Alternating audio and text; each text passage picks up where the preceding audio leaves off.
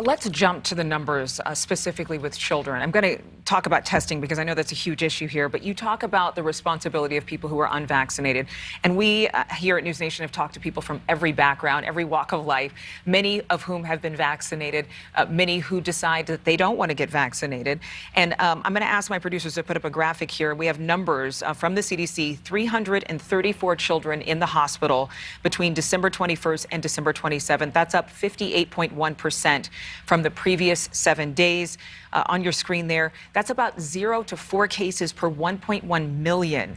And a lot of parents aren't quite seeing the justification to get their children vaccinated still, even with all of this admonition and encouragement from the medical community, because they just don't see the numbers adding up. What do you say to them? Well, first of all, we get children vaccinated for many diseases to prevent it. So the rationale of parents, though maybe understandable, doesn't make any sense for the following reason. We vaccinate children for a number of childhood diseases where the mortality of those diseases is far less than the mortality and the morbidity of COVID-19 on children. The numbers are very low. When it's your child, it's a very high number.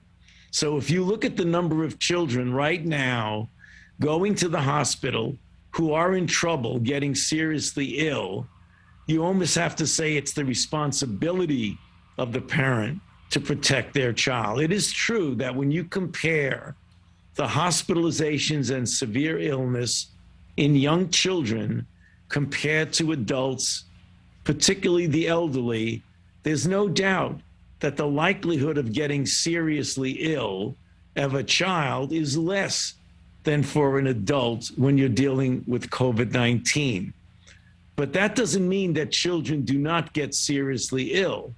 And all you have to do is go to any pediatric hospital right now, virtually anywhere in the country, and you see children there who are suffering, some even dying, who need not be in that situation if they were vaccinated, because virtually all, not 100%, but close to that, of the children who are seriously ill in a hospital from COVID-19 are children whose parents decided they did not want to vaccinate them.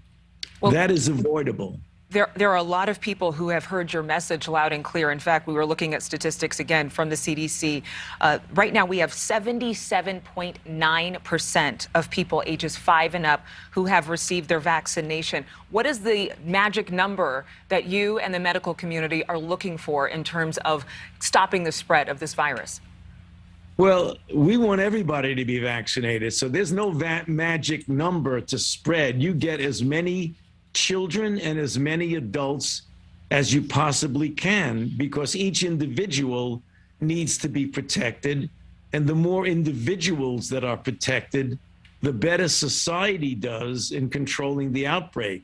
So you've got to think not only of controlling the outbreak, you've got to think about the individual safety of the children. Thank you so much for watching. Make sure to click on the red subscribe button below so you can get more of NewsNation's fact-driven, unbiased coverage.